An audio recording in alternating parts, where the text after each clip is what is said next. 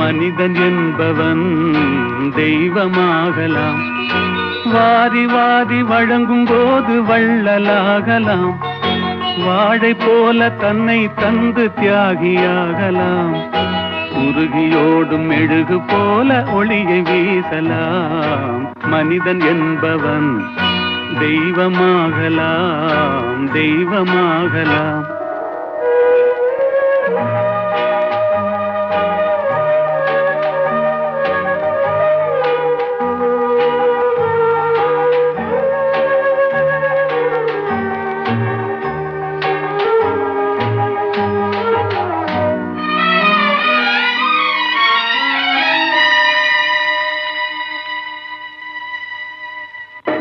ஊருக்கென்று வாழ்ந்த நெஞ்சம் சிலைகளாகலாம்.